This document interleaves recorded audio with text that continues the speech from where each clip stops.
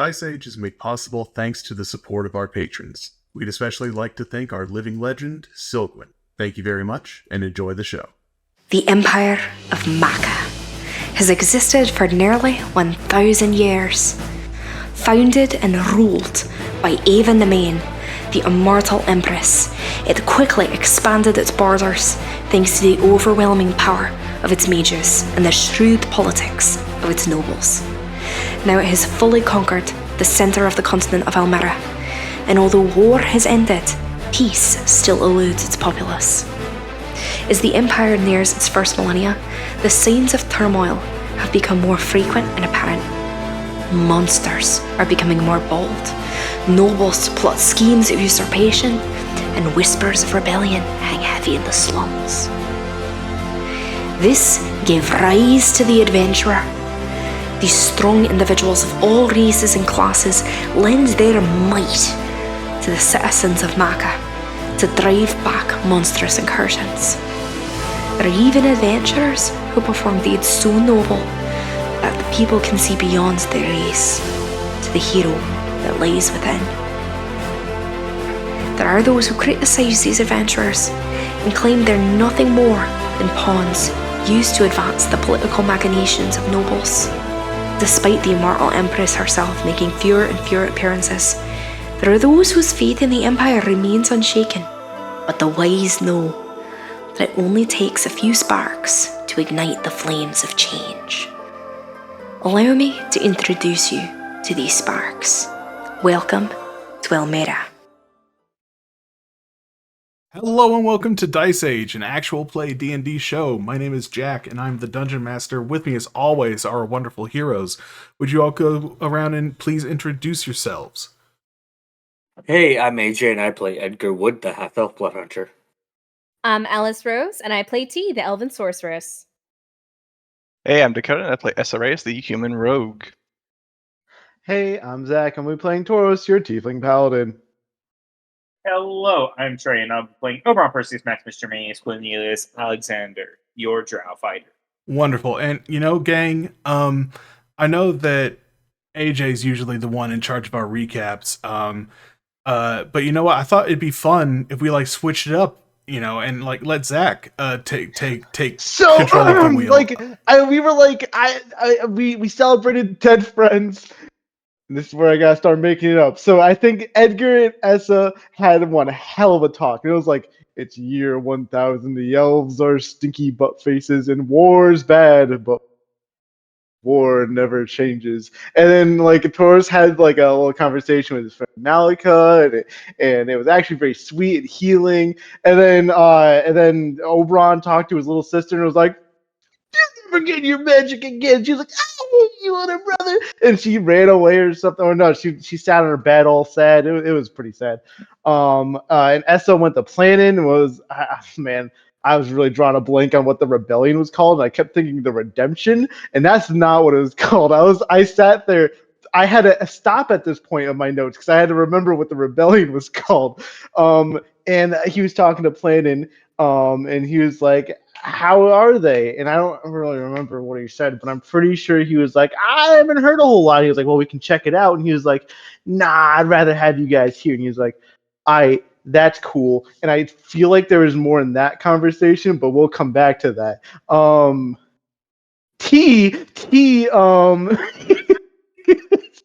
Can't look at Jack's face. T had a little time to herself where she was writing notes, and it was very sweet. And Kala came over and was like, I'm Big Scary Witch. And she was like, hello, Big Scary Witch, I'm T. And they had a little talk about permadeath, the scary Reaper man that's not really a man, it's just a thing. And Kyle's like, I'm a scary witch. Don't go near that thing. It will consume you. And he was like, okay, yeah, for sure. And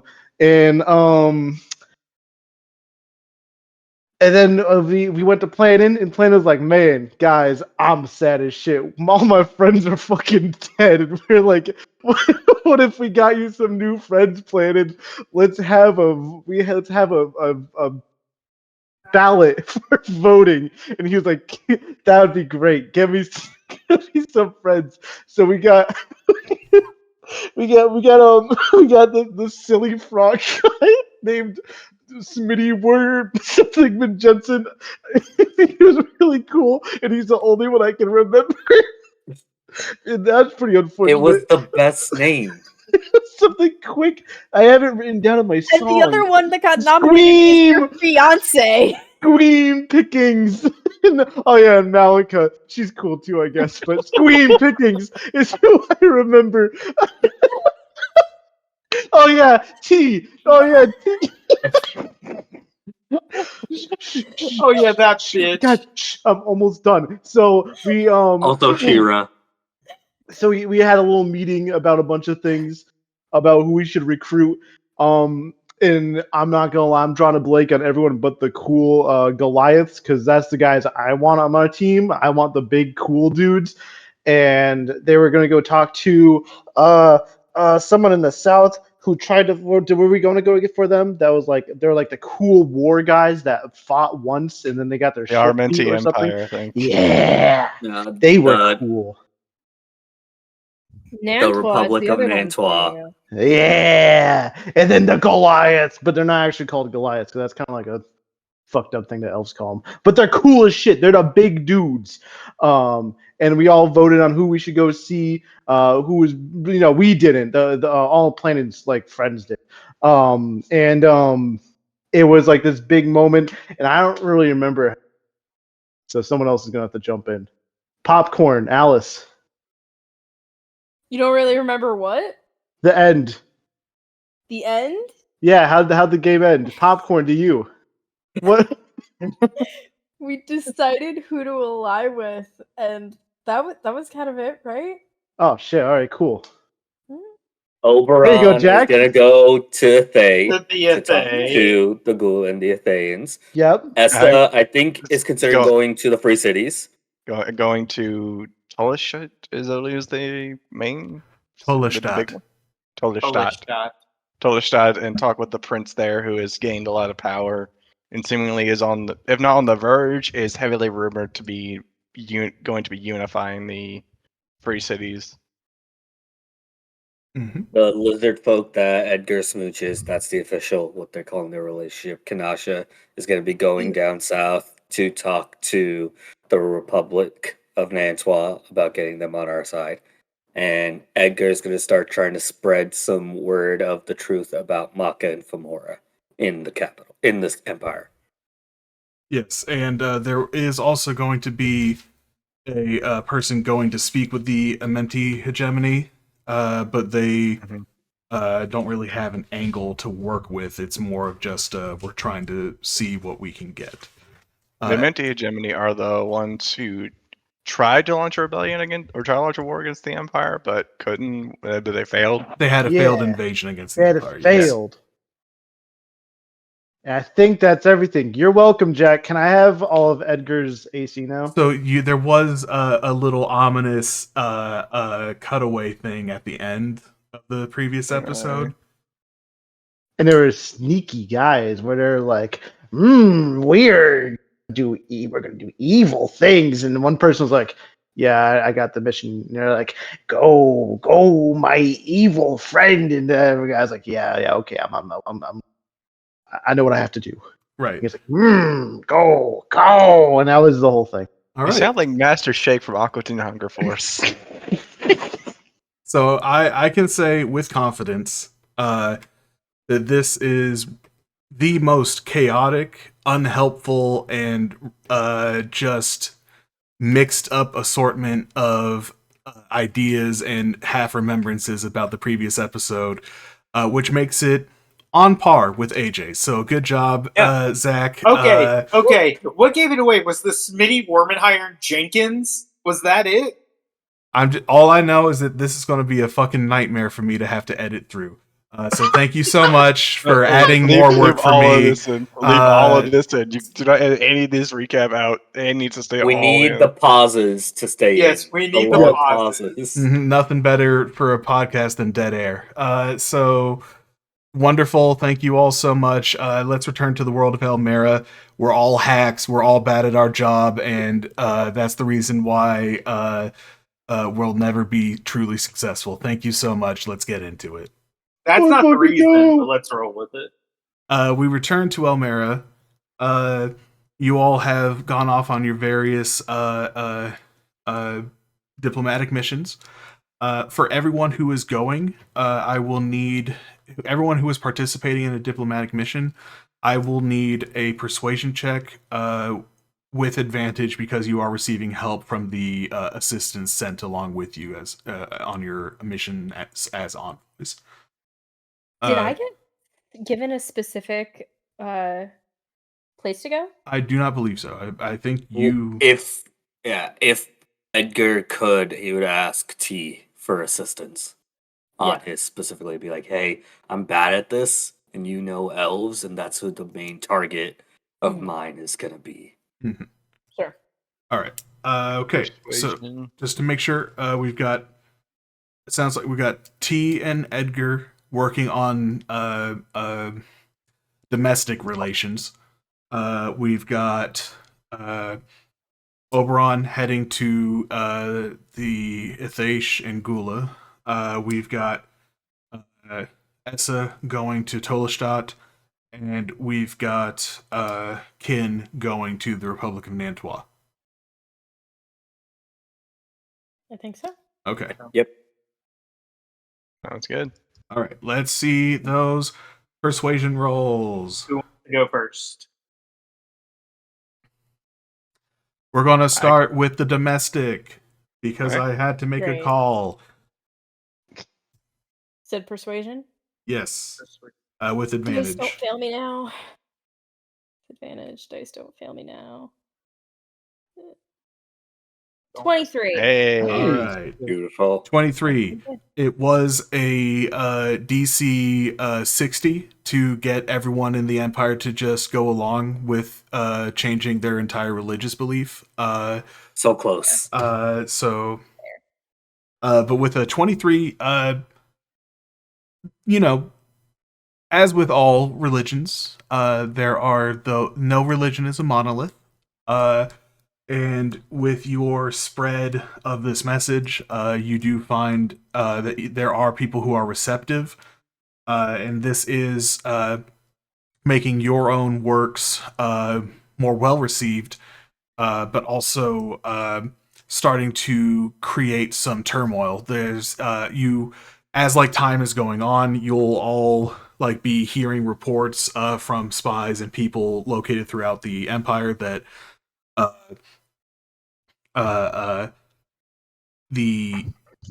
there is some unrest brewing within the Empire itself. The defeat of the Imperial Army, the death of the Holy Knight Commander, has been a major source of disruption for Mecanian society.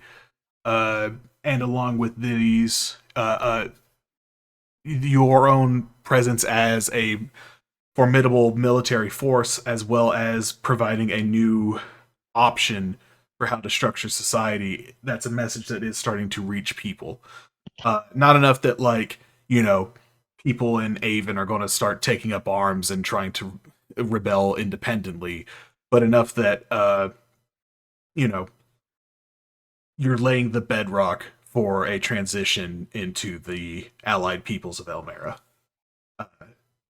So, nice job. Heck yeah. Woo! Next, we are going to go. I'm just going to go on this list that I wrote of all the different nations. First up is going to be the Amenti Hegemony. So that is going to be an NPC envoy. We're going to give them a +5 to persuasion, and they're going to have advantage.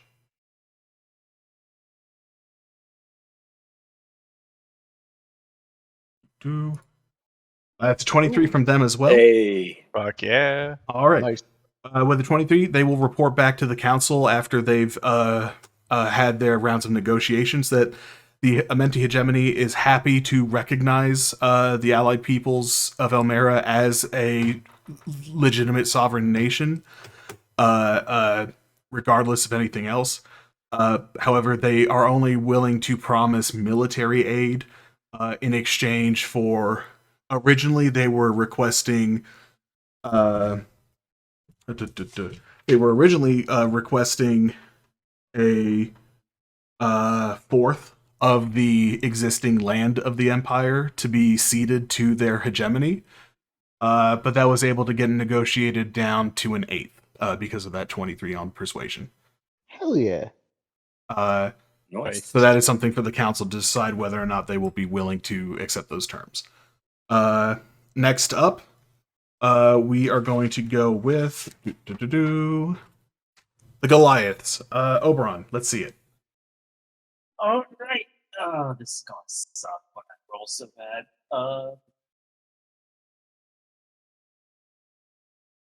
Hey, All right, that is an 18 persuasion. Unfortunately, without having the leverage of attempting to portray the Empire as the impending disaster within the cultural history of the Goliaths, you are unable to convince the Council of Elders to ally with the Empire militarily. They are willing to recognize the Allied peoples as a sovereign nation.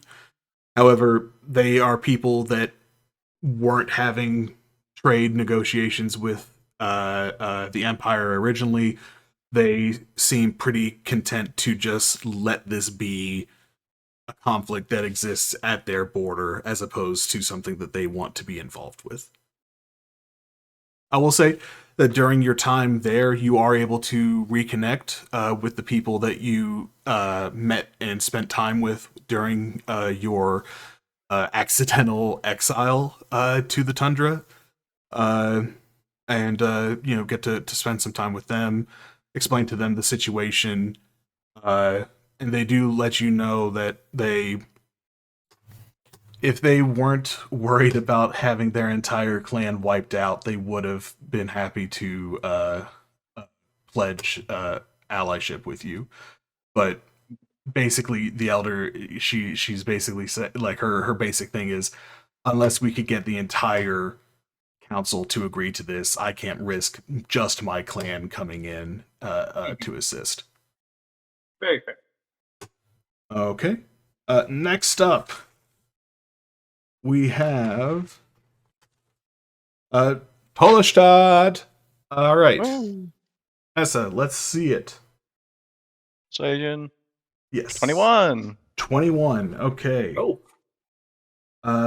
So with the 21, you are able to meet with the Prince Yannick Belasio. He's a very curt, no nonsense kind of guy. He basically the negotiations are a lot of him repeating his demands and you having to desperately try to get him to make something a little more agreeable. Effectively, what he has said is that in return for military aid from Tolestadt, this would be like naval aid, supplies being transferred in, especially to Cashel specifically, would be the establishment of a port on that northern bay between the plains and the what is currently the Empire. That would effectively be a city run by the prince. This would be a territory within the boundaries of the empire of what, if the Allied peoples are successful in their revolution, this would be a city that would not be a part of that nation. It would be under his control, and that also that you would establish that the Allied peoples would establish a trade negotiation with Tolestadt, that would be exclusive to Tolestadt, that no other cities within the Plains of Menshite would be allowed to engage in this trade for at least 15 years, after which it can be renegotiated. And additionally, he is also requesting an extradition treaty so that if there are any criminals fleeing from the plains into the Allied peoples' lands, that if they are captured by the forces of the Allied peoples, that they will be brought to that port city to be returned to Tolestadt. Gotcha. Yeah. Next up is the last one is going to be the Republic of Nantua. So this will be a roll from Kin.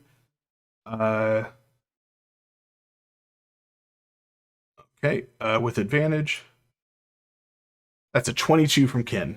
All right. With this one is kind of the easier agreement. The Republic recognizes that the Empire did provide aid for their liberation from the kingdom. However, that was a long time ago, as felt by the people of the Republic, and also, ideologically, they're more aligned with the Allied peoples than they are with the Empire. The only real stipulation that they are asking for in exchange for military support from the Republic is that the Allied peoples will enter into a military alliance and if the Kingdom of Elen takes the opportunity while the forces of the Republic are transferred over into this war, that if they do attempt to do an invasion while the forces are away, that the Allied peoples will pledge to come to their aid if they need to repel the forces of the kingdom. So, those are all of the proposals that are on the table for accepting military alliance with all the different nations of the continent. There's going to be a council votes on whether or not all of these will be accepted. And as you all kind of return, you leave your own envoys there to act as, your seconds in case there are any other details that need to get ironed out. But you all return as negotiations among the council themselves begin. So, there's a lot of discussion. People are especially unhappy with the deal offered by the hegemony. The idea that they would be ceding an eighth of the territory that would be under control of the Allied peoples upon success in the war. It's something that is meeting a lot of resistance from specifically Shira and Helska, but also Planin and oh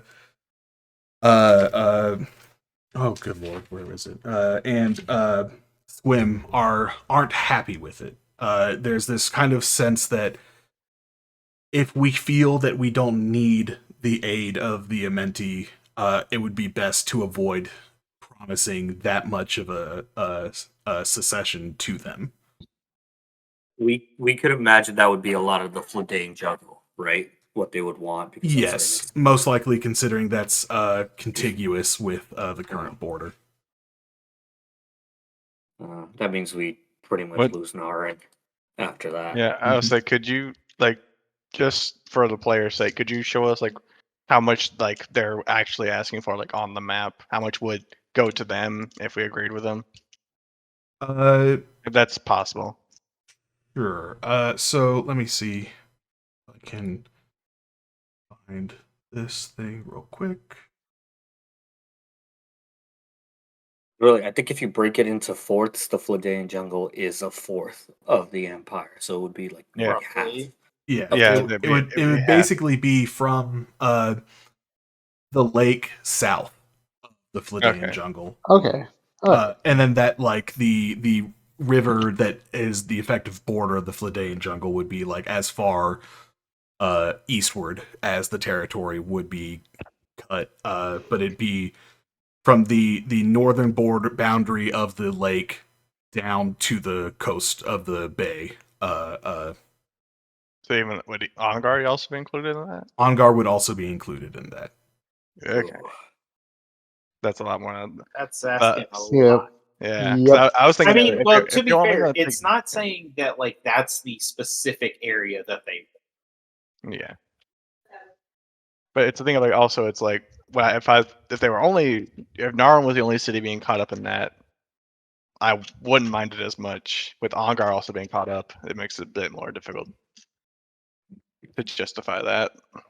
What comes to Edgar mind, and imagine the military minds too, is if they wanted to take advantage of our war against the Empire, getting this land as well would make it a whole lot easier for them to start invading a weakened alliance.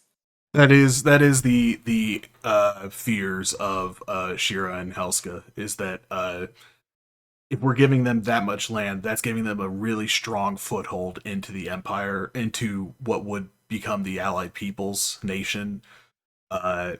They are at this point, they're confined to the desert. They would have to cross either the mountains or the bay to stage an invasion, which have served as fairly strong natural defenses against the hegemony in the past.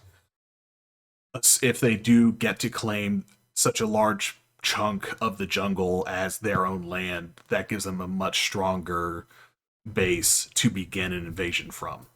I mean, it's also not lost on them that this is effectively the territory you all are staging your own revolution from. And if you're able to find success in defeating and working on defeating the Empire starting with this position, stands to reason that a nation that would have only just finished a costly and expensive war would be less equipped to defend against an invasion. What's their reaction to Tolestadt? There is some concern, specifically about it would only be one city, and that as far as that is concerned, that's not too worried, especially because the prince has said that it would be a city that they would be founding. They wouldn't be taking over an existing city to create their little port. We would just give them the land to do so. Right. So it would be ceding land, but only the land needed to create a whole city. And it seems that it is mostly going to be like a logistical point to facilitate easier trade. There is some concern about the extradition treaty, specifically there's Squim is worried about they understand, everyone understands that the prince has designs on unifying the cities under his control, and anyone who is, if there are people who are refugees or exiles that are fleeing from the plains, the free cities, because of that conquest or anything like that, there's this fear of having this treaty that will force the Allied peoples to have to return any people back to the prince, regardless of if they necessarily believe that they are criminals in the way that the prince has declared them to be.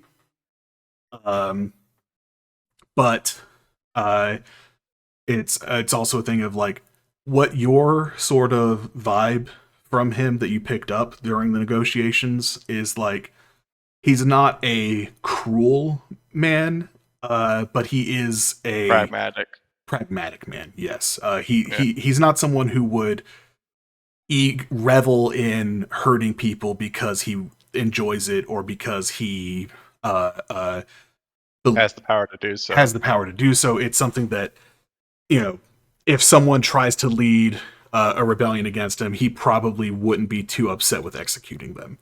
And if they try to flee into the Allied Peoples territory, then you all would be under obligation from this treaty to return them to him to be executed, as opposed to even if like you feel that whatever future criticisms that may come up against the prince may be valid or not.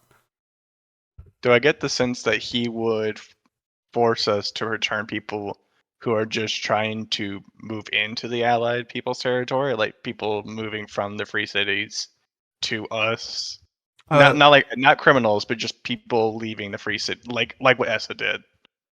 Give me a sort of a retrospective insight check. Okay. Not great, I believe. Yeah, that just flat 6. It's hard for you to tell. He definitely, he never, in dealing with you, never seemed to have any prejudices against you as being someone who fled from the free cities in their youth. He doesn't seem like the kind of person, from what the interactions that you've had with him, to want to force people to remain in the free cities. He seems a little more. He's interested in consolidating his power and increasing his influence through trade, but not so much through forcible subjugation. If that makes sense. So, absolutely. Essa will explain the vibe he gets, since Essa, as much as the extradition treaty kind of worries him, considering his past with having left the free cities, he does push in favor of agreeing to this alliance with the city of Tolestadt. Mm-hmm. So, mainly citing the naval power as being would be effective way, because I believe, if I remember correctly, the naval power would be pretty good for assaulting those cities closer to the coast. Mm-hmm. Yeah, absolutely.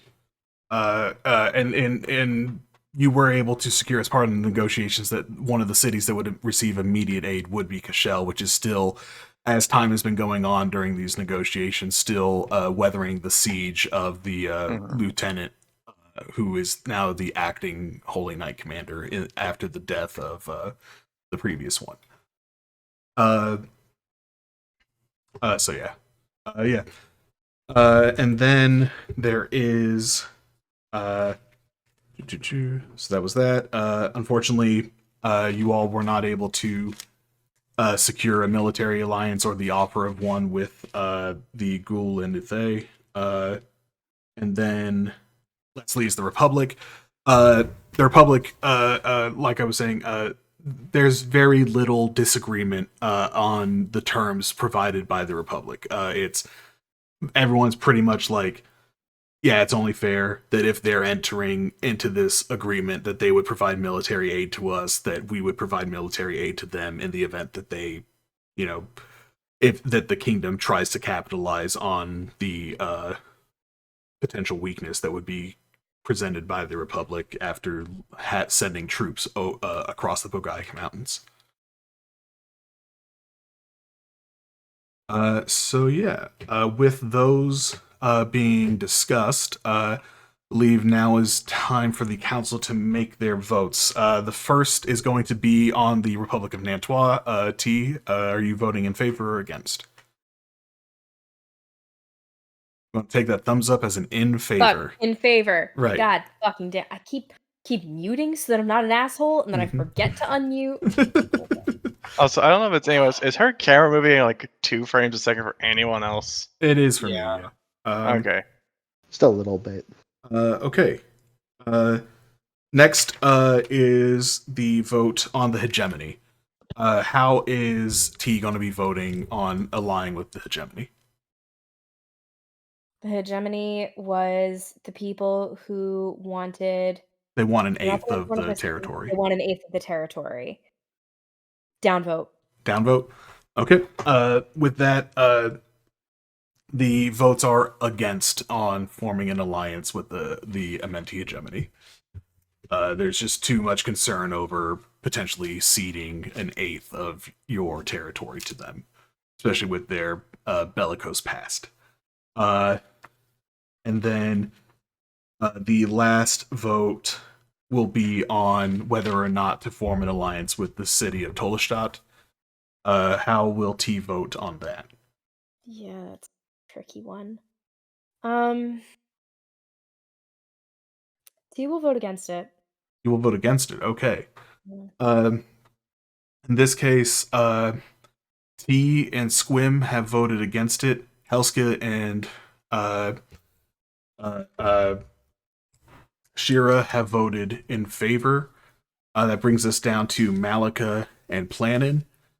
Uh, at this point, you all have only agreed to one military alliance. Uh, and although Malika is concerned about the the dangers that can come with this extradition treaty, she recognizes her justification is that it is the need for more military alliance, especially with aid to Cashel, because you all are kind of stuck on this side of the map. She's going to be voting in favor of the alliance, which brings it down to Planin. And with Planin, he is going to say that he appreciates everyone's caution, everyone's concern, but at certain points we have to worry about our people first, and sometimes that hard decision has to be made. And he will vote in favor of forming an alliance with Tolestadt. So, at the end of this council meeting, envoys are sent out. Details of treaties are drafted and then eventually signed by all parties. And then after about a week of negotiations, aided in their expedition by the magic of your good friend Kalik, who's been helping to teleport people to and from, official treaties of alliance have been signed with the Free City of Tolestadt and the Republic of Nantua. Tolestadt will begin sending troops and supplies down into Cashel, and also begin conducting raids of any military outposts, docks, things like that along the northern shores. And the Republic of Nantua is going to begin marching northward through the Bogaig Mountains into the city of Eadstown, where the next assault is planned to begin. And with that, we will end. Yes, sorry. If we have that in agreement, at some point Edgar would want to talk to the group and Malika and just talk about Ella Creek and say, Mal, you're about to be mayor of the town. I feel like you might have a lot of support. Is there any possibility of just getting the town to turn without having to occupy? Possibly letting them know that with the Republic of Nantua making that march north, giving them another base, just taking children out of power and just trying to claim this as a city that has on its own supported APE. Sorry, go ahead. Good. I was like Essa hearing, because you said you got the group together, right? I get everyone together, yeah. Yeah.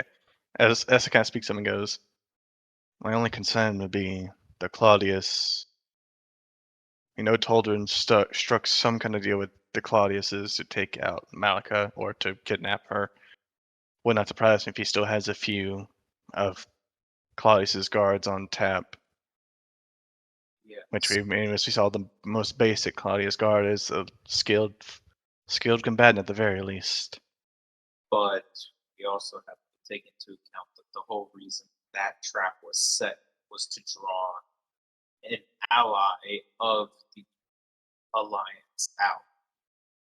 Now that their bargaining chip is gone, there's not really too much in Ella Creek that would interest. Especially, I think, if they know the Lizard Folk are on their way up, that the Republic is going to be marching in that general direction anyway.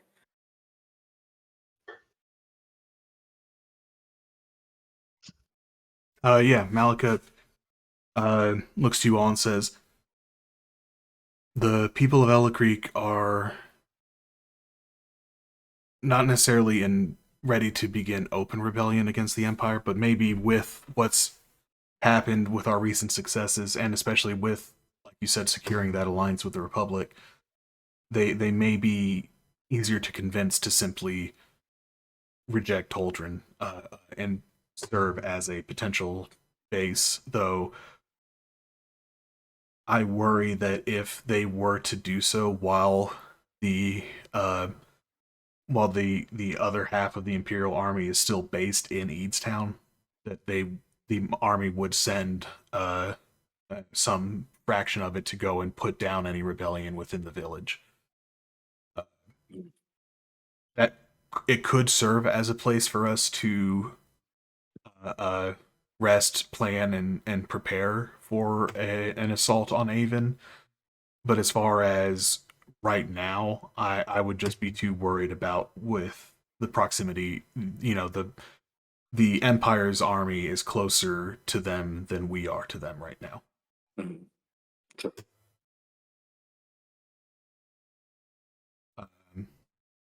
But yeah, no, I think once it looks like and she'll nod to T. Looks like with what we've been talking about in the council, the next kind of phase of the war is to be trying to take over Eadstown as we get close to try to get closer to Avon. So I think if once we are able to successfully occupy that city, we may be able to move on to Ella Creek as another viable target for our war. Sounds good.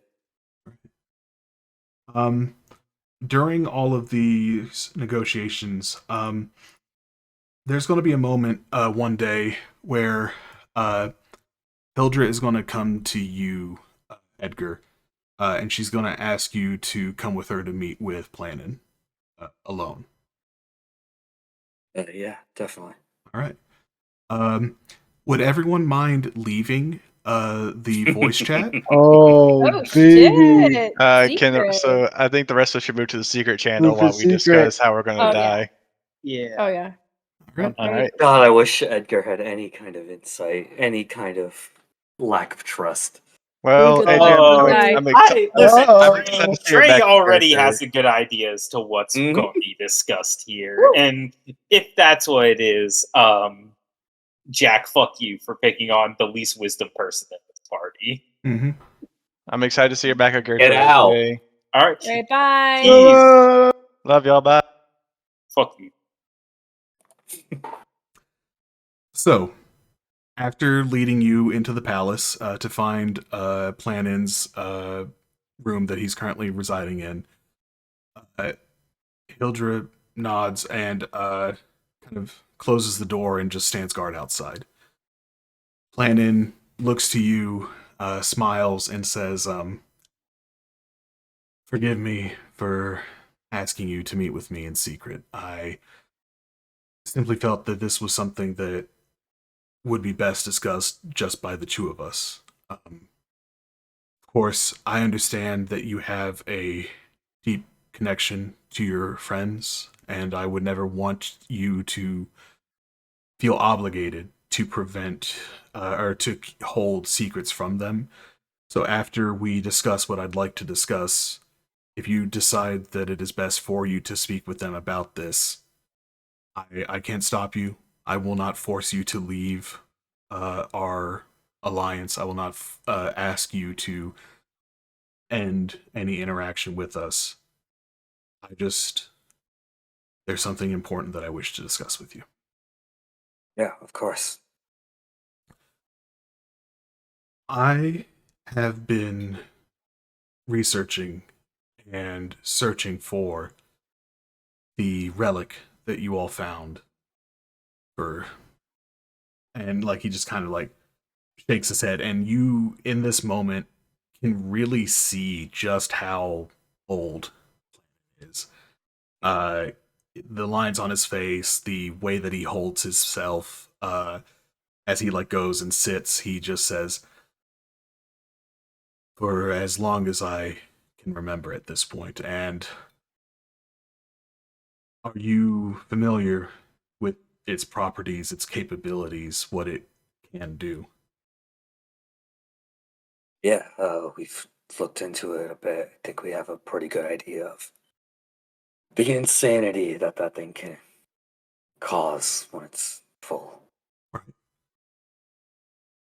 And you would know then that one of the theoretical abilities of the relic, once it's restored to its true form, would be to potentially bring back a god who has died.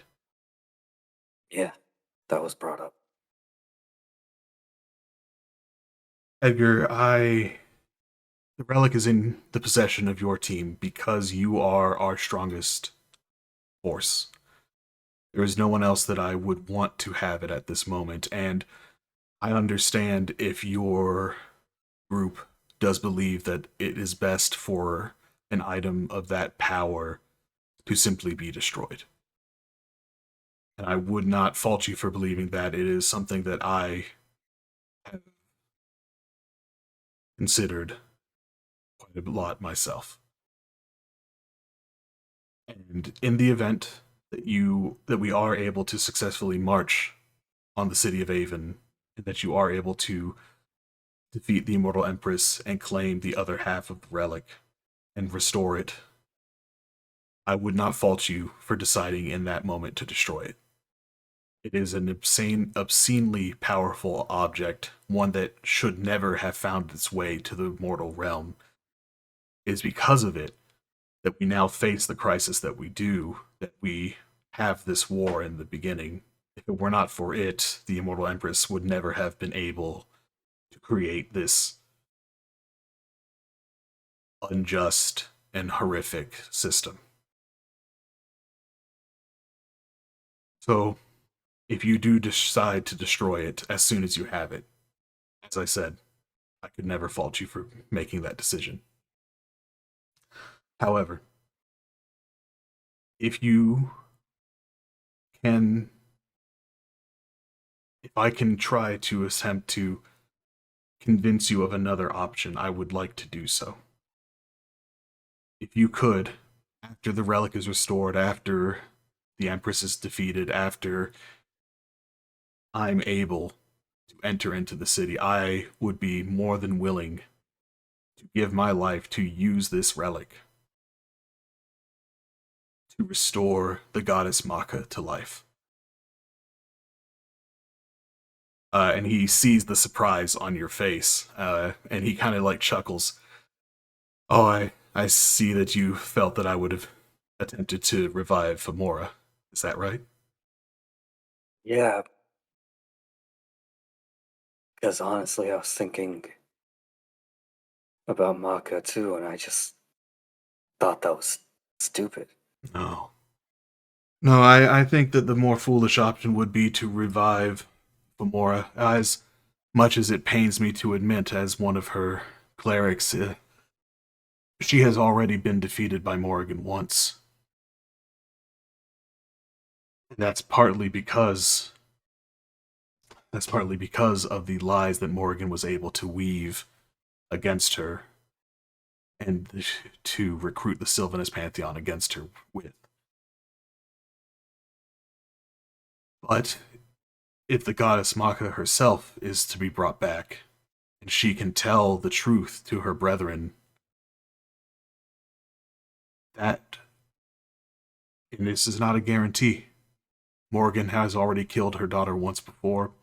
She may be able to do it again, but if we are able to bring back Maka, and if she is able to convince her brethren of the deception and the tyranny of her mother, and she may be able to lead another war in the celestial realm, one that may have a better chance of defeating Morrigan than what our goddess had hoped to achieve. And as he says this, he kind of like smiles and says to you, as I said, I cannot fault you for deciding to destroy the relic upon your restoration of it. It is something that should not be wielded by mortals. Of that I am certain. But if it can be used for one good thing, or something that might be able to, instead of just being used to cause strife and turmoil on the mortal world, be something that can help restore balance within the realm of the gods, then maybe that's something that can reflect back on the world of mortals as well.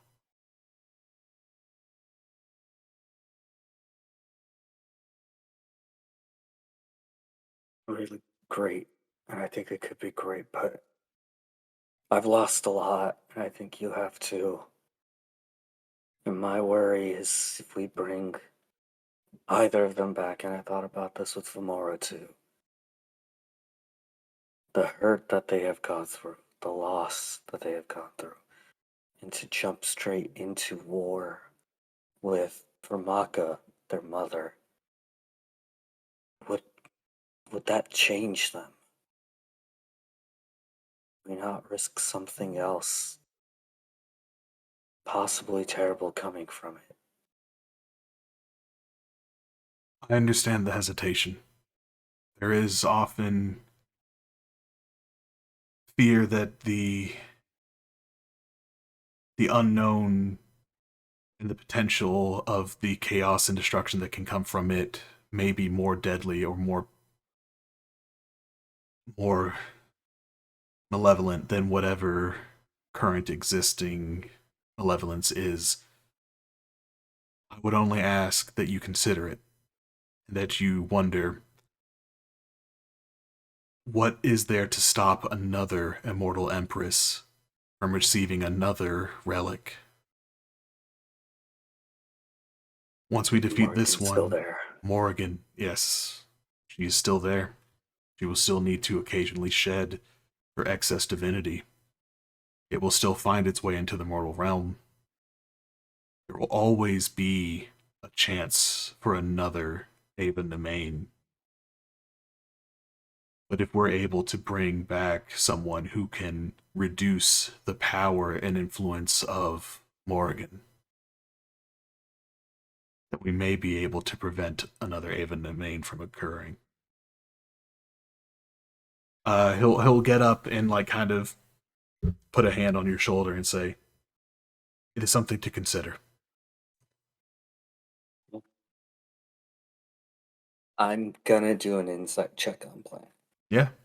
I have to in this moment. It mainly focused on the part where he's willing to sacrifice himself in this. Okay.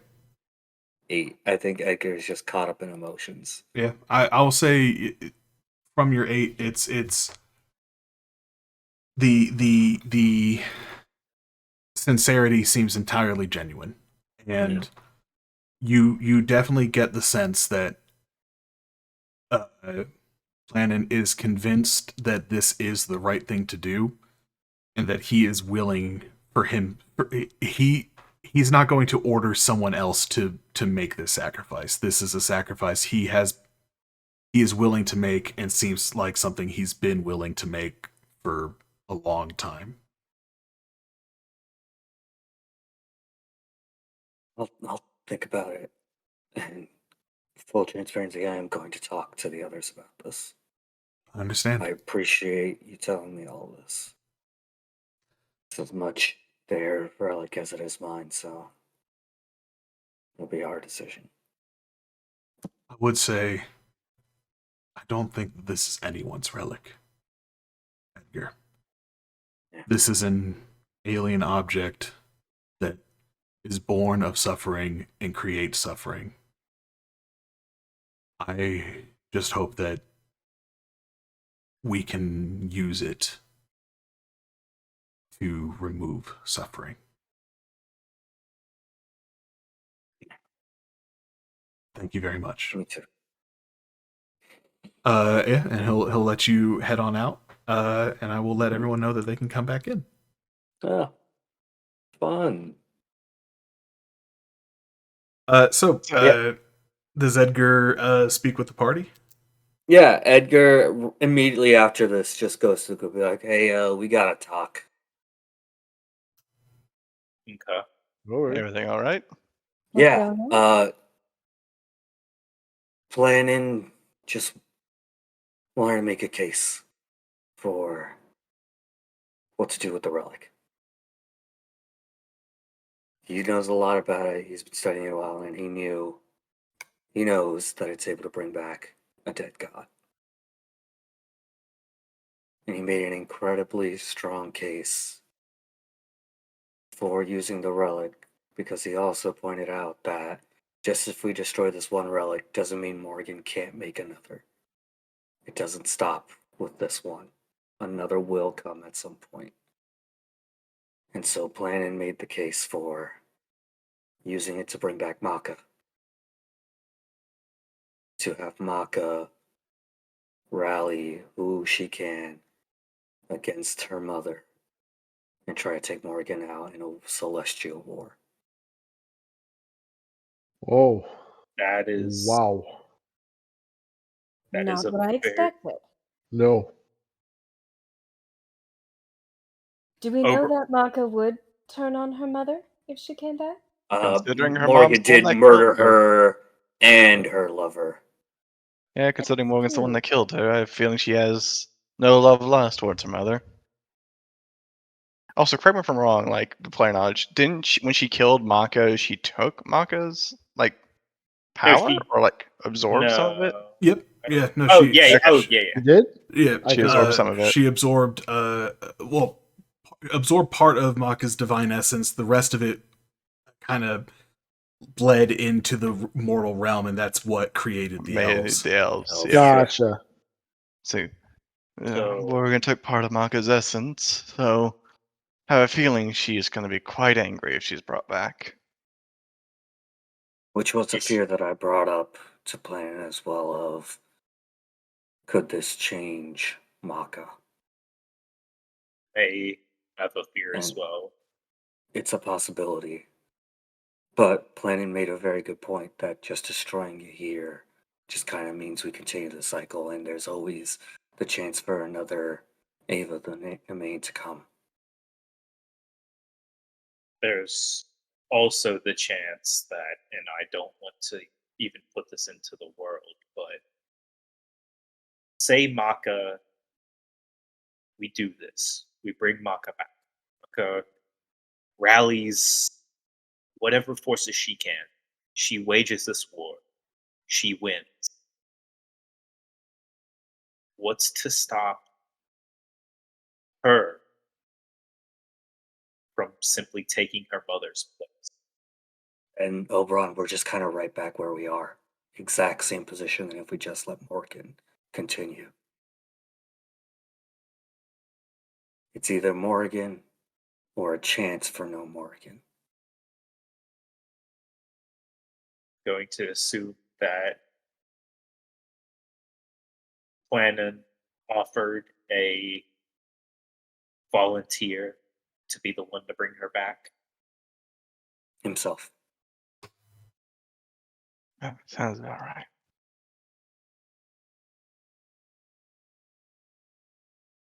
I trust him. I really do. I still don't know if I want him to do that. For a wide range of reasons. But he's offered. Are you thinking of using it?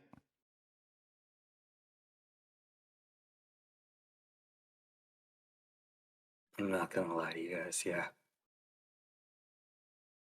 Have you guys?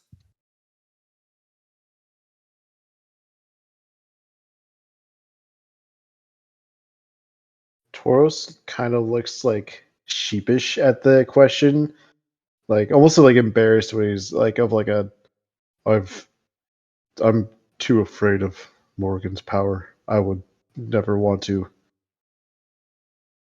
take it and use it. Even with such power, it's still hers, and I don't know how I'd react, and I fear it. However, I understand using it I can understand Planin's plan. Just as a reminder, Jack, to destroy 2, we still have to use it. Go. Yes, someone yeah. someone has to use Someone it, has to use it. no So matter someone, what. regardless of our choice to bring back Maka or not, will have to die. Yes. Yeah.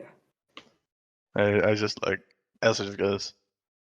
I have felt the pull towards it every time I've seen it, but I've never really given much thought about using it. I don't know what I would use it for, to be honest, if I even had the chance to. It was a funny daydream. But I don't know that I could bear that for long enough to make a difference. The guys were locked on Oberon since he asked the question. I was about to say,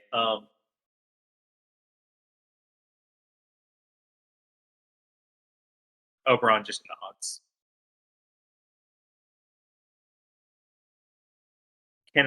Jack, and AJ too, can I roll insight? Not to see if Edgar's lying. I want to see if there's anything deeper to this that he's like skirting around, that he's not telling us. Yeah, that's fine. Is that fair? I'm just going to roll it to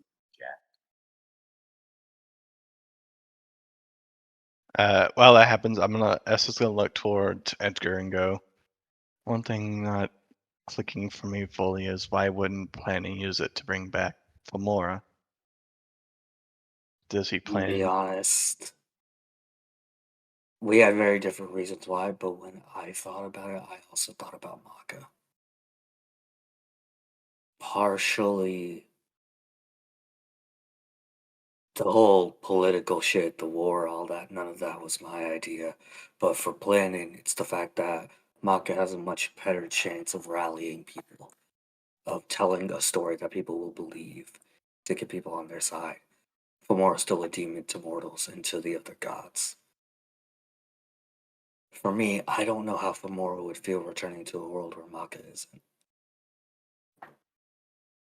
I worry about a fair world. fear. I worry about Elmera feeling like we made the mistake of choosing her over someone else when I think she preaches to us to take I care of would feel the others. same way in her shoes.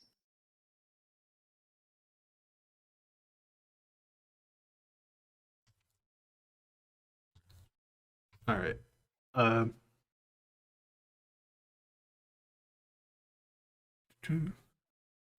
Just waiting on the. I got Oberon's roll. I'm just waiting on. All right. So. That was with advantage, Jack, by the way. So, Edgar, what would you be trying to convey with? Is there anything deeper to what you're saying? I don't think so. I think Edgar has thought about using it because he doesn't want someone else to make a sacrifice. Mm-hmm. That's essentially it. Okay. It's like if someone's gotta die doing this, he'd rather it be him than any of his friends. Okay. Yeah, I'll say that's what Oberon is able to get from attempting to glean any hidden or undisclosed motivation. As you all are talking about this, thinking this over, suddenly you'll hear a knock at the door. I'll go and answer it. Yeah, you answer it. You see a kobold in chainmail, has like a sword that's like twice the size of him on his back, and he just says, "We someone showed up at the gate and said that they were looking for you. Like all of you." Do you have a description? Description of who it was? Well, they said to give you this, and the kobold hands you a playing card with a spade on it. You see, We don't know who that is as I slam the door shut. Pull it out. Rapier out. As We're he's not going home. to the card. Can I make like a perception check to see if if they're already here? Like if they snuck past them? Yeah. Make a perception check. Okay. Oh, sorry, hit the wrong button. Damn it. Perception. That's a nat one. I'm too shot by the card. Oh. You They're don't see everywhere. anything. I'm gonna Oberon like sees this look, and he turns to the kobold and goes, "I want you to inform Planin to be ready that if on any of our signals we may have trouble that just arrived to camp." Right. So what's the signal? T, fireball, Fireball. a fireball. A fireball. Okay. Pretty hard to miss signal. Got it. Do I let them come see you? Do I take you to them? Point us in the direction they are. You go inform Plan. Tell Plan to be ready in case We'll meet things in the get open. bad. Okay. Yeah. No, they're still at the gate. So All I'll- right. you go to the gate. I'll go to Planin. Yes. Yeah. All right. Yes. What's your name? Grimdock. Grimdock. Gotcha. Grim Dot. Grimdock. Okay. The Grim Doctor. Me, Grimdock. All I right. assume we head to the gate. Yeah. If you all are just happy to take a little stroll to the gate of Ongar. As we're Yeah. walking, Oberon just turns to everybody and like, until further notice, they are not friends. They are not allies. They are members of the Empire. Treat them. Tauros Hey. was going to ask that. Essa's. Sorry. Go ahead. No, you go. No, you go first. Like he would Es- kind of like agree with that. Essa has like a little smirk on his face and goes, "I brought them up several times, but we said no, we don't need to worry about them. But oh, I was right this time." Oberon. All Okay. right, Trey. Oberon. Calm down. Who's that? Don't worry about it. Listen. Until proven otherwise, they're still not a threat. We can easily take them. Is Spade just jacked? Massive. I'm just picturing Spade just cosplaying as Jack after you Oh my said God. that. Spade's now twice as tall as Oberon. Oh, you also spend time with the Athey. Over twice as tall as Spade would have to be like 21 feet tall. Yeah, it's brutal. Or like 15 feet tall. She'd be a large creature. So you all begin. I am surveying the entire time for any Yeah. sign of Mhm. fuckery in the city. Yeah, Yes, same. give me a perception check. I'm smelling around for. I'm just trying to Tauros- sniff out that bullshit. Well, Trying Tauros to was smell kind of that lean. poison. Oh, that was to you, but it was an No. 18. Same. That was a 9. So what's Tauros doing? Tauros will lean over to Oberon, just like, do we want to like just have guns at the ready? As his like hand is on his sword. What's a gun? What's a Wait. gun? He pulls out his +1 He just shotgun. rolls up his sleeves. The gun show, baby. God, being a paladin of Baphomet gives you some benefits. Yeah. I mean, he has the thing where he can smite on ranged attacks, so... Tauros, what do you got? A gun? No. Oh, big- No! Yo, Tauros with a big iron smite. Dude! So Oberon just simply nods until they prove otherwise. All He right. will unsheath Hey. his sword and kind of lay it on his shoulder. Oberon, we might want to get one just to get a fresh scent on them too. Oberon will, taking the whistle out, blow into the whistle, and Mhm. almost like Misty Step, like the same aesthetic, Wound appears. Yeah. Can Wound make a perception check with Yeah. smell? Because he smelled the cards. Yeah.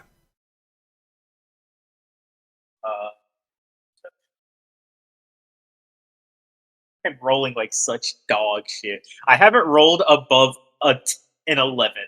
And I've made like Oh, 8 man. rolls. Yeah. No, none of you with your perception checks notice anything out of the ordinary or like sketchy as you all are approaching the gate. I offer Edgar if he wants to coat his blade in the purple orange poison. If we need to attack, we can hit hard. Ooh. I'll take it. I'm not gonna use it just yet. Yeah. He just I chugs will it. Gladly. I'll- grab it. I'll take one out and have it like have it on my Yeah. side, ready to apply if need be. Okay. So you all head over. The walls have already had their, reconstruction begun. It's still slow going. There are wizards assisting with fabricate spells and things like that, but there's not a whole lot of wizards that can cast fabricate, so it's kind of a stop and go situation, and mostly Finn's just like, this is my jam. Mhm. But the wall is, there's like the frame of the wall has been erected It at just this needs point. to be filled. Yeah. And as you approach, you do see standing at the gate is Spade. They're still wearing some studded leather armor. They have their hair parted away from their eyes, and they're currently holding up a little stick with a white cloth tied to it. It's a fireball. Yeah. Yeah, unless anybody else is saying anything, Oberon's just like going to take point and walk up. Just whenever we get within just like distance of each other. Like Oberon's not going to get like right up to him, but like maybe like 6-8 feet away. He's just going to stop and just, your reason for being here. Well, I've come to deliver a message. But they are actually going to look over to you, Edgar, and they kind of like make this face of like concern, and they say, "How is your friend?" Very good. Ooh, Insight this bad bitch. word. I'm going to insight. Also, just for like, Taurus is like right next to Oberon, like keeping up front with him. Yeah. Edgar is visibly seething. They wince, like they recognize that they kind of made a bit of a faux pas. Touch the nerve. Touch the nerve. And with a 30 insight from Oberon and a 24 insight from Taurus. Where was this earlier? Where was it mattered? You both recognize that they were asking out of genuine concern. And they Oberon still doesn't give a shit. Mm-hmm. They like wince when they see your face, Edgar, and say, that wasn't my plan. Let's move on. Okay. What's the message from me? It's no, Oberon like scoff. He literally scoffs, of course. Ward wants to make a trade. Can I insight the tone, the tude on board? Mm-hmm. Because it felt like there was a tude, but I don't know if that was. Can I? Because I made my inside check already. Can I give T the help action on this? I would love that. Yes, get the help action, T. I don't want to make the roll because I feel like this is the T roll. Fuck! Why does she fail so often? So that's a 7 insight from T. Hard to gauge what the there's definitely some English on that, but you don't know what There's some stank. You don't know what kind of stank, but just some stank. Ward wants to make a trade. Before she continues, I want to say, do we want a little privacy around us? So no one outside. I'm talking to my group, so no one outside any possible listeners can hear. Yeah. T, you won't be able to cast Fireball, so you're gonna have to walk out if we need you to do that. But I'm gonna cast Silence around us. Okay. So we can all talk to each other. No one can hear us. So you're casting it like in a donut around you. Yes. So that your words aren't going to project out. Yeah, but making it's almost like a wind tunnel. They would have to be directly above us, Right. like literally directly above us. We're basically in a soundproof room. Yep. Okay. They kind of look around and say, You picked up some new tricks. Hey, how about we focus on what you gotta fucking say? Right. No, yeah, of course. What the ever-loving fuck does she think she has for us? Oberon like doesn't say it, but he's like, yeah. She knows. Yeah, kind of Spade pulls a face and says, "She wants the relic." Hell no. Edgar Hell laughs. no. Yeah, I think we all that's start so laughing. yeah. I think we all start laughing. No, she can have it. Yeah, guys. She can have that. We give her a ball. And if she doesn't There. get it, We give her a Robin's egg or a Sparrow's egg. Oh, here's the threat. Here's the threat. and if Get she ready to doesn't get die. it, she said that she's going to execute Eileen Rockford and Harrison on charges of treason against the Empire. Oh. Oberon. He goes pale. And her jaw drops open. She's not okay. Spade's alone, right? Spade is alone. None of your perception checks have shown any people beyond Spade here. I do look at her, look at them, knowing that no one else can hear us, and go, "You are alone, right?" I am. I can cover distance better by myself.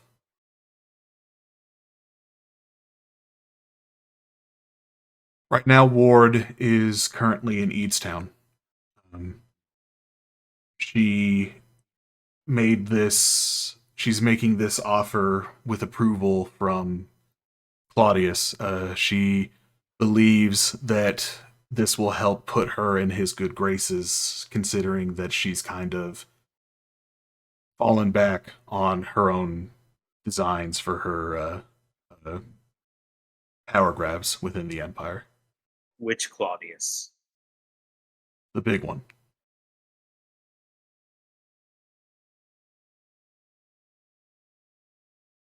Oberon's confused there because there is an uncle named the Big One Claudius. Yeah. Wait a second. They call him the Big one. C. The big Eileen and kahuna. Harrison, are they still? He's Have just they played by Dwayne the Rock Johnson. Mm-hmm. Have they been moved to Eadstown with Ward, or are they still within her manor? That's No. not something she's going to tell us. No, it is. Rockford and Harrison are both in Eadstown. They're still prisoners of Ward. They're with her in the manor that she's currently occupying within the city. Can I make I don't want to make an insight check on if she's lying. I want to make an insight check on if I noticed that there's or can be an Arcana check on if there's anything magical like what we saw with Oberon's uncle, like a spell on her that would potentially kill her or something that would affect her like that. Yeah, They, Yo, can I vibe check her for power word kill? Yeah, you can Yeah. do an Arcana check on them. 11. God damn it. Yeah, I keep saying her, them. Not bad. So you don't sense any magical effects on them aside from the gear that they have. There's not like a spell currently active on them. Aside from the silence that's Tauros. around. Zone of Truth. Yeah, we're pretty close, right? You said we moved up to like. Yeah, we're like within 6 feet of her. Okay. Yeah. They they're Or them, sorry. Just out of curiosity, would we be close enough for my funny aura that doesn't let them run away? That's I 10 mean, feet. I If believe you're it's within 6 feet. you're all Yep. like right up Okay. there. So yeah. We're basically Um, surrounding. Yeah, right? and Oberon just looks at them and says, "If you want this to even have an inkling of continuing, you fail the spell." No, absolutely. He'll kind of cast his hand toward the ground and cast a zone of truth. Yeah, you activate your zone of truth, and you sense that they have willingly failed the spell. Is this a Okay. trap? Yes. I don't know, or let me clarify. Regardless of if you give the relic to us or not when you get there, the plan is that my group will attack you and will take the relic, and Ward doesn't really care if Eileen and Harrison end up dead in the crossfire. Do you?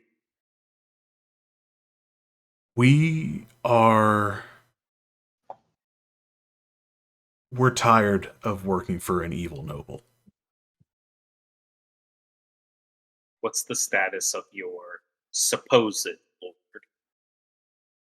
Mike is still alive for now. That's part of why Ward is trying to look good for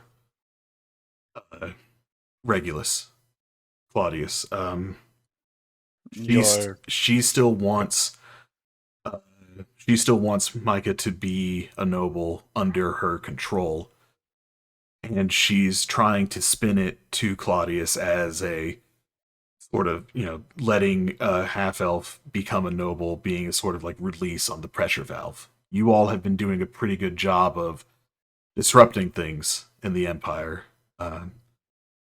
Honestly, Your- sorry, go ahead. yes, I was going to ask you and the cards.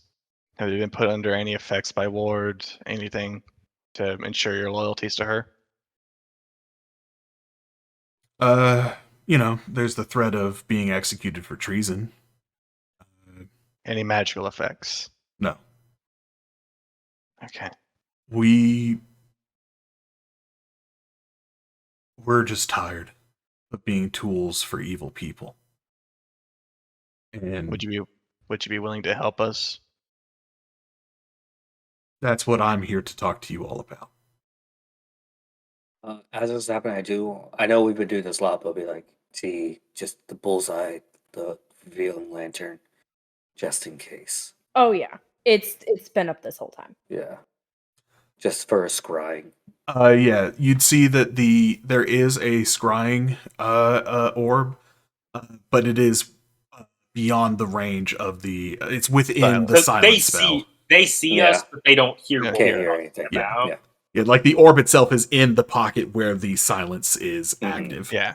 Good. Upon seeing that, Oberon's just going to turn to Spade and just. So, how believable do you want this to be? As believable as it can be. That thing's not going to be staying there forever. Let's just make it believable then, as Oberon's going to activate his Giant Smite, grow in his size, and then, like, the same instance after that, like, smash the gauntlets together, grow even more, and then literally just, like, as he's, pushing, like, 20 feet in height now, give or take, literally just with, like, one hand, like, grab Spade, like, decent, like, doesn't want to, like, actually hurt them, but wants to make it uncomfortable, like, wants to make it believable, and literally just, like, grabs their, like, torso with, like, one arm and lifts them up. Yeah, no, I'll say that no athletic check required. They're not necessarily fighting back, but they do definitely give a like wince and kind of like gasp as you grab them, and they're like, "Fucking ow!" It's a new fucking trick too. Yeah, no, I know what I said. It didn't mean you had to fucking do this. That's believable. That's not actually hurt or me. something. Oh, I plan to still with a fist the size of them. You're gonna punch them into the space like Team Rocket. No, Oberon does just go. How many others are there besides you? Ward's been getting cagey. She's not letting us know more than what we need to know. And all that we know is that we're the ones there to try to take you out. I'll be honest, when we were first told the plan, we did consider just going along with it. But after you all killed the Knight Commander, we're pretty sure that we wouldn't be able to beat you all. Smart. Right. And with that being said, we don't think we can beat you all. And if we can't beat you all, then that means that you get to save the Rockford and her husband, and that means that Micah's position is no longer guaranteed safe. What we are proposing is that if you help us keep Micah safe, we'll help rescue Eileen and Harrison. And how do we keep him safe? We got to rescue him too. Is he with? He's with Ward. she's not letting him out of her sight. So I rescue 3 people at once. How Where is do his he? allegiances lie? Yes. Would he come willingly, or do we have to kidnap a child? He's been groomed to rule since he was young. Ward found out about him a while ago. But I'm certain that he'd rather be alive and with us than constantly at the edge of being executed by Claudius. Which is where he is right now. Let me ask this: do you want us to bring him here, or are you going to look after him? Because I assume you're not sticking around once you turn your backs on Ward. Right Once now, sorry. Oberon was just going to comment. Once they turn their backs on, it can be argued that the safest place they could be is with us. That's the thought. That's what Hart said. I just didn't know if you all would want to continue being a part of all of this, or if you want to try and start over somewhere new if you can make it. They don't have to be a part of this. They can simply play the roles as refugees until most of this is over. Mike is a good kid. He doesn't deserve any of the crap that he's been caught up in. And as much as you all might not find it believable, we've come to like him. We don't want him getting killed over something stupid. All right, then. What do you propose? I propose that you all come to Eadstown, act as if you are going to make the trade, or if you're just coming to assassinate Ward, whatever stance you want to take. She's not going to kill her bargaining chips until she's certain that they're not going to be helpful for her. As long as she believes that you all would be willing to at least consider giving up the relic for their lives, they're going to stay alive. If you come with us to Eadstown, or come with me to Eadstown, then they wouldn't have said us. They would have said me. Come with me to Eadstown and meet with where Ward is. Then we can, when Ward has us try to kill you after you make the swap, we can betray her, and we'll have everyone that needs to be safe. We'll have the person that needs to be dealt with. So the end of this is this particular interaction ends for Ward. Right. This will be the termination of our contract, as it were.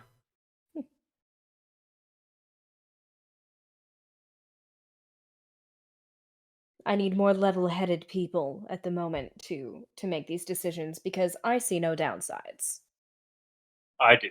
I see downsides. Exactly why I thought you would take them here. Here's Doesn't one like big this. Here's one big issue that I'm seeing with this. Your plan involves us, even if for a moment, actively handing over. It doesn't have to be the actual relic. They're gonna know if it's not the actual relic. If it's in the urn that you have it in, then it's not going to need to worry about How it. do you know about the They were scrying on us when we had that. Rush. Whenever we brought out, no, Alec was right purposefully- there. Yeah, Alec we was purposefully right there every single time we had the urn, and we we've never taken hid out the urn element to make it seem like we pass it off to Colic without the urn being Yes. involved. No, Crush you them! all made sure that the scrying orb saw you handing the urn to Colic. Not the urn. No, the relic. Just we handed the The relic. Alec. We never had the My apologies. Okay, that's I think that's we put the relic in the urn with the magic hand, So they would know that it's in the urn. No. I No, remember no. explicitly Trey and I talked about it, that we wouldn't let them know about handed the urn. relic to Colic. Yeah, Tauros was doing But his how magic did Colic thingy. handle it? Tauros was doing the magic thing. She's Colic's Colic, and Colic. she could do Colic's- the thing. Colic's She Colic. could Yeah. handle it? I Yeah, thought she could do the looking at same it thing before Tauros it was could. Okay. Okay, she- that's a mistake on Yeah. my end then, because Yeah. I was under the impression you all had handed the urn to Colic within view Right, of the because scribe. when we No. first met her too, she was like, "Can I see it?" And Taurus was like, "It's gonna hurt." And she's like, "I'll be fine." Okay, Because that's where I learned that she's that's basically. okay. Okay, then, so in that case, redacted. they would Yeah. not have said the urn. Oh, That's, yeah. Only that's remember Okay. because Trey and I had like multiple lines of dialogue about what this handoff would Yeah, be in yeah. that moment. okay. And then she said "earn," and me and Adrian just like stood up like Yeah. "earn." Yeah. Earn. Mhm. The second Like, I heard that's- that, no. I was like, "Uh oh." that was a Okay. mistake on my part. Then That's then, okay. That's all right. then they say, it only has to be convincing enough for as long as Ward is able to hold it. We have a friend who might be able to make a pretty convincing decoy. Right. Yeah. No. There's also another thing that's bothering me.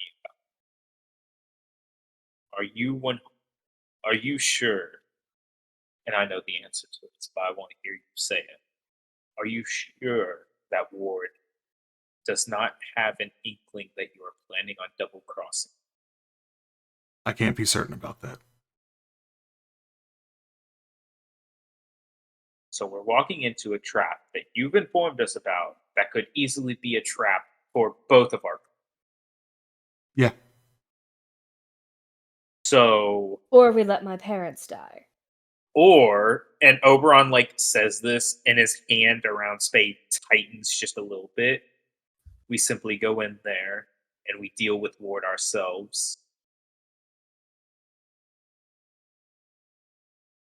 And if I he was gets in the way, as you said, I was considering you telling us where exactly in Easttown Ward is, and us finding our way there. That's How about- option 2, but you can't be certain that Ward won't just go ahead and kill the prisoners, or at least that there's not going to be any real nasty trap set up. When Ward is going to be talking to you, negotiating, speaking with you, she's not going to be having anything too crazy. There's a ton of traps set up that even if I can tell you where all they are, all the ones that I know are, I can't guarantee that you'll be able to disarm all of them while getting into that place.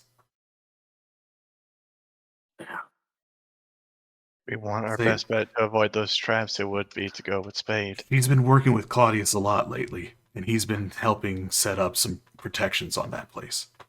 Is he in Eadstown? Do you know? He's not going to be there for this handoff. Ward told me that he's going away for a bit. Does Claudius know of the handoff? He might. I'm not too sure exactly. Ward didn't tell me that. I look to Oberon and Edgar and I say, He I say out knows. loud. Yeah.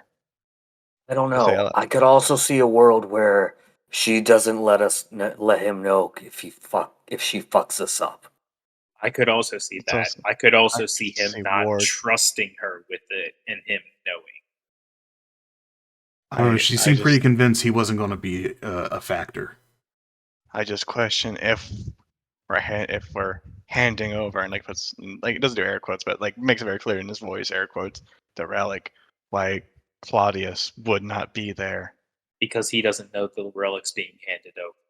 He's working That's on not something perfect. right now. He said Ward said that he wouldn't. He's not going to be there for sure. Did she say what he was working? She said he wouldn't tell her. She just said that next time she sees him, he'll be a new man, something like that. Okay, the hand inadvertently tightens. Oh, What hold the on. fuck did I say? It's not like- Okay, It's no, not hold for up, you. hold up, hold up. This is That's- Oberon. I'm going to do a. This is just Wisdom going to be a. No, this is going to be a strength save to see if I keep from like crushing, crushing Spade. just out of rage. I'm also gonna do a concentration check on the silence. I'm gonna give myself an advantage. Okay, that's a 24, so it wasn't a super high DC, but it was like a DC like 12. Like the hand almost tightens, like you actually see like Oberon's like the muscles in his hand like look like they're like want to just clamp down, but he stops. Gotcha. So, from what I'm realizing, we have a few options. Option 1, we go in by ourselves, deal with whatever Ward throws at us, run a greater risk of the hostages being hurt, but also a lesser risk that we get backstabbed. 2, we go with you to these negotiations, which is most assuredly a trap, as she has some form of trap for if they go wrong, including if you all. And Oberon stops for a second. T, do you have detect magic?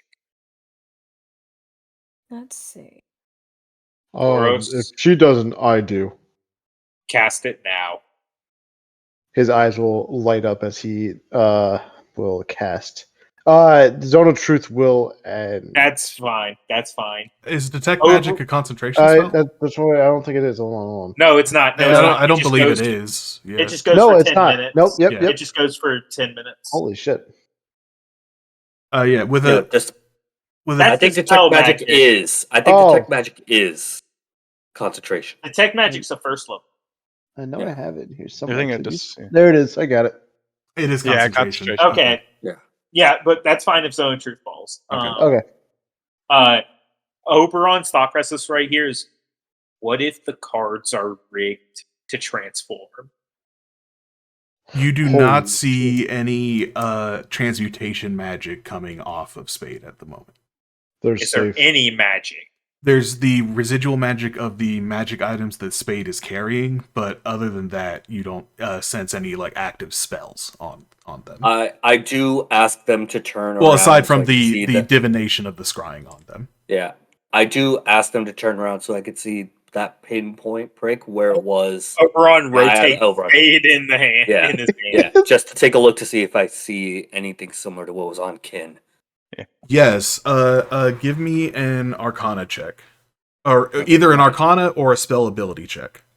Yeah, could anyone help me? I'm going to activate my Storm Ruin and give him advantage. Okay. Yeah, we'll just do Arcana because that's better than my Charisma. Hey, 20. There you go. You do not see one of those. Okay. Yeah.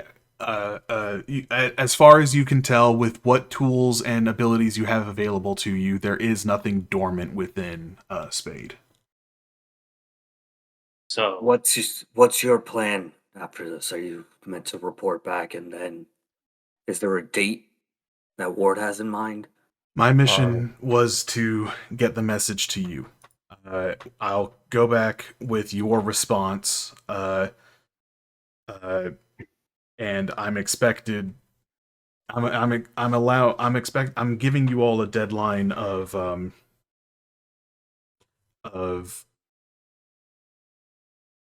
11 days to get to Eadstown after I leave. how far is it from here to Eadstown? It's a 9-day trip. Okay, so we essentially have to let them know the answer. Okay, I got you. How about this? Go tell, and he's going to turn to the rest of the. We tell Ward that we're considering the offer, and we will have somebody send a message to Spade within the next couple of days with our response, and if we have set out. That gives us time to think about it, come up with a plan, and that gives you all time to figure out, well, whatever it is that you plan. Okay.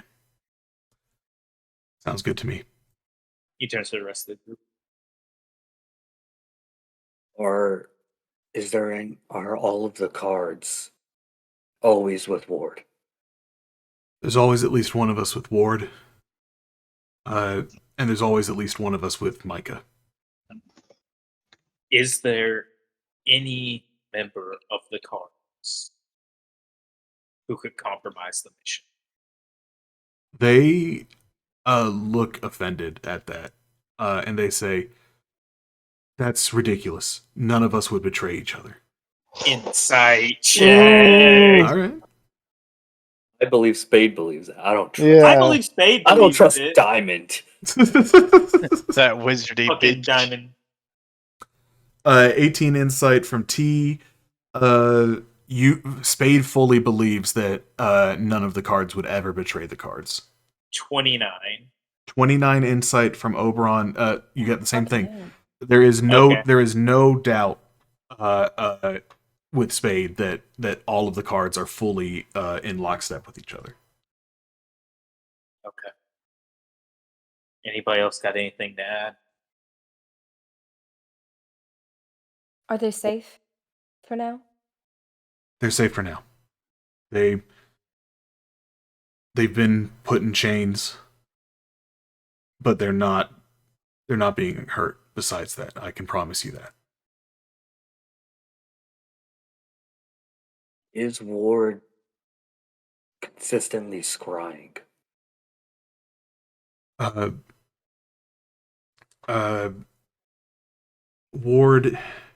Ward's not as powerful of a mage as some other people. She uses scrolls for most of her magic. As long as she has scrying scrolls, she'll be keeping eyes on me as I'm doing this. Aside from that, from what I've heard from her, there's been some work that you all have been doing to keep yourselves from being looked at. She hasn't been able to get over that, or her or Claudius, from what I understand.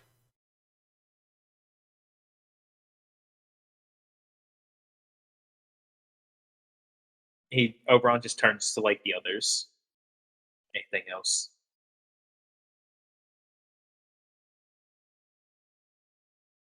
All right.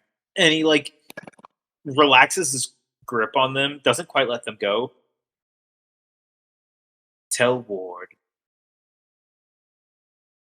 we are considering the offer. We're discussing it, but she can't expect an answer soon.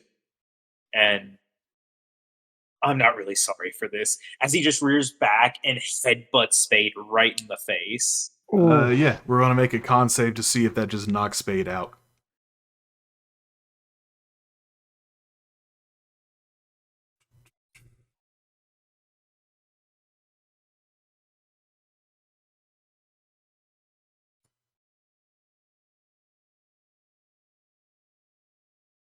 They do not have great con.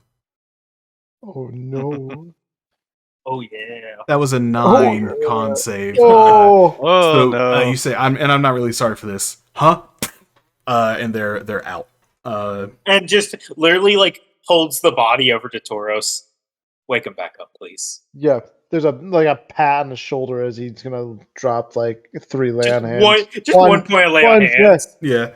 They come Get back mauled up. on the way back to eat. You know? They come back and they're just like, fucking right. Okay, I'll say this. That was Ward's timeline is pretty strict. She told me, if you all don't get there in those 11 days. 10 days. Then the execution's going through. Understood. All right, and Oberon's literally going just nod that Egg can drop the silence. Mhm. And just not like going to throw them, but definitely like rougher than needs be, like pushes them away and just. And that was for well, I don't have to tell you. Very obvious. Right. I want to do something real quick, and I'm going to do this without trying to not let the rest of the party see this. I I want to try to sleight of hand her one of the vials of the purple worm toxin and kind of whisper to her like, just in case Ward tries to hurt you. Okay. So you just run up to her like I'm gonna do it or like run up to I'm him? gonna do it while you're still holding her, just kind of. So like, you're kind trying to slide that into their like so that the scrying orb doesn't see, but you don't care if your party sees. No, so that we don't see it either. Okay. No, actually, hold up. I'll You do it to the scrying orb. I'll do it to the scrying orb. Won't see. I'm not necessarily trying to hide it from the party. If they don't spot it, they don't spot it. I'm not gonna be outwardly obvious about it. Right. But I'm not like trying to like be sleight of hand enough to where they Uh-huh. can't see it. Well, that's still going to be a sleight of hand no matter what. We're just going to go off of passive perceptions on everyone here. Because I have like Spade literally in my hand when this happens, can I either make an active check or go ahead. So advantage on a passive is a +5, so we'll give you a +5 to your passive perception. Okay. Well, so I have do you just want to go ahead and roll? But I have reliable talent, and this is expertise, so it would be a 19 no matter what I roll. I mean, still roll it. We still got to see higher. if you get higher. 19. It was Yeah. a 19. Oh, I see it. Yeah. Okay. I just kind of like I looked at Oberon like nod like I nod in a way of like I trust like kind of trust me here. Oberon just nods. Oberon doesn't has say never trusted anyone in his entire I'm life. hoping this That's one not moment true. you trust I me. trust Annie. Wound. It's also a thing of if you make a big scene about it, then if the scrying orb didn't notice it, then it'll definitely notice it now. So Oberon just like after gets that, just shoves Fade away. Just all right. And Oberon like just glares in the direction where the scrying orb is after that. Yeah. Not too long after that, the scrying orb disappears. And Spade just nods and says, "All right, I'll go relay the message." For your sake, I hope that you're correct. Yeah, thanks. And they hop on a horse that was nearby and just kind of hanging out during all that. Okay, but how much did the saddle for that horse cost? This one it's a real fancy saddle, so it was like a whole 10 gold. I want to inside check the horse. Can I inside check the horse? Is the horse Ward? Give me an insight check. So Ward is it a Ward horse? 17. That horse has seen some shit. Oh, fuck, guys, we have to save the horse too. It was four hostages. It was for just some reason behind another horse, and that horse was literally shitting, so it saw that shit. For some reason, I'm thinking of the horse with Family Guy with his eyes just completely fucking wide open. After Spade's gone, Oberon just like turns to Elsa. Just, I understand where you're coming from, but I want you to realize that could end up being a very dangerous thing. I know. And I assume the rest of the party just don't know what they're talking about, and S just goes, "Oh, Oberon just." Essa handed Spade a vial of the toxin. Look, I've been where she's been where they've been, enslaved to an evil noble. I trust them if they want to get out of this, just like I did. If that trust backfires on me, then you know what? I was wrong. I don't think you need to be thinking about trusting them. Do you trust that Ward hasn't compromised them in any way, shape, or form? Magically or otherwise? That I don't know. Probably I gave them the poison. If Ward tries to hurt them when they get back with the cards, they can potentially use that to, if not kill Ward, at least injure Ward and maybe get away. And maybe we can do something. Look, I know it may not have been the smartest move, but I've been in that spot before and I didn't have help until you all came along. And if I can help someone else out of that same spot, then I'm going to. I'm not sorry about giving them the poison. Oberon doesn't look upset or anything, but he does just nod and just like as he reverts back down to his normal size and begins like walking to go like let Planin know like the situation. He just goes, he just goes, "Oh, I hope your empathy doesn't end up getting either one of us or one of the hostages killed." There's like, as S has been talking, there's a certain like coldness to his voice. Like, it's like there was empathy in giving them the poison, but even as they spoke about it, or even as he spoke about it, there was almost like his emotions weren't coming through his voice or his face. He was just kind of neutral the entire time. Can T insight check Essa for the shit we were talking about last time? Can I use my Hey. storm How rune to give reapy. her disadvantage? How reapy is this feeling? I mean, That's I a may not have bad. That's a bad adjectivization. What? T's emotional. She doesn't know what's going on. That was a 4. Yeah, 4's Yeah. not going to really get you any can- meaningful insight.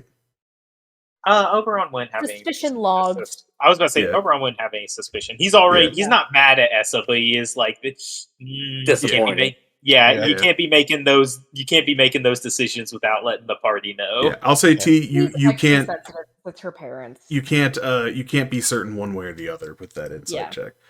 Okay. There's just, Well, I would say what teammate go. There's a like Essa's off to a degree. Like Yeah. the normal kind of demeanor is not there. right.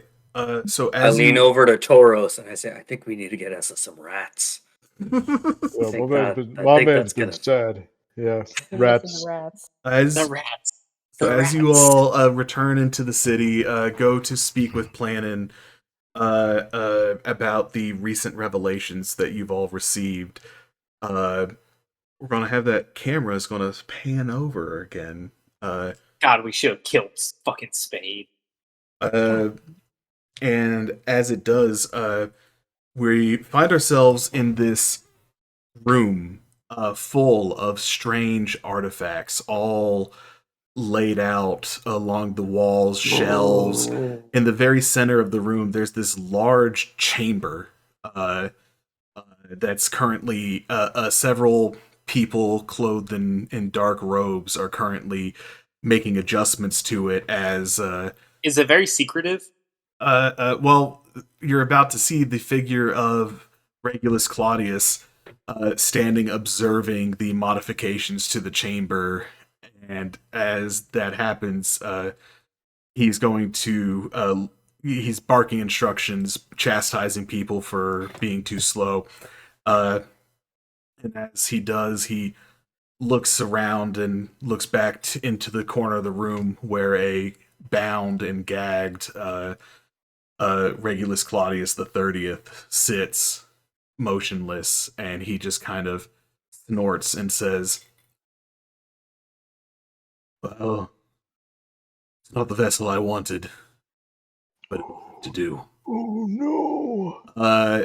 And that is where we will end this episode of Dice Age.